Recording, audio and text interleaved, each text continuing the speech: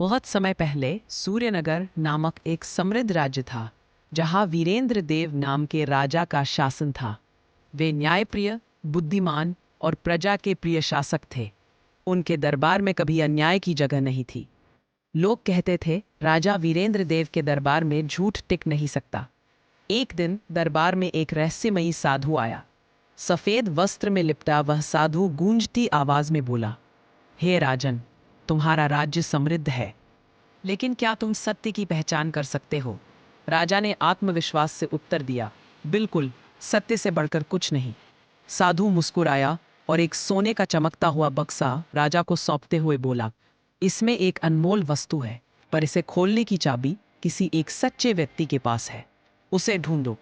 इतना कहकर वह साधु एक तेज हवा के झोंके में अचानक गायब हो गया।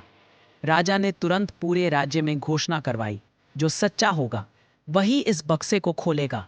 अगले दिन से ही महल में भीड़ लग गई। कोई अमीर आदमी बोला, मैं सबसे धनी हूँ, ये बक्सा मेरे लिए है।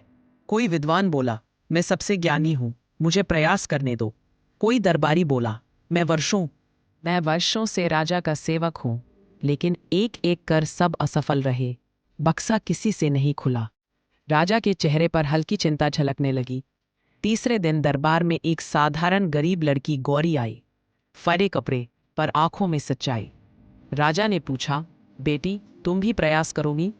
गौरी ने नम्रता से कहा, महाराज, मैं ना अमीर हूँ न ज्ञानी, पर मैंने कभी झूठ नहीं बोला। अगर अनुमति दे तो कोशिश कर सकती हूँ। जैसे ही गौरी ने बक्से को छुआ, अचानक एक तेज रोशनी फैली और बक्सा अपने आप खुल गया। पूरे दरबार में सन्नाटा छा गया। बक्से के अंदर कोई गहना या धन नहीं था, बल्कि एक साधारण आईना रखा था। राजा ने आश्चर्य से पूछा, इसमें अनमोल क्या है? गौरी मुस्कुराई और बोली, महाराज, यह आईना झूठे को धुंधला और सच्चे को साफ दिखाता है। असली अनमोल वस्तु सोना नहीं, बल्कि सत्य है। राजा ने भावुक होकर गौरी को दरबार में सम्मान दिया और उसे अपनी राज्य सलाहकार बना दिया।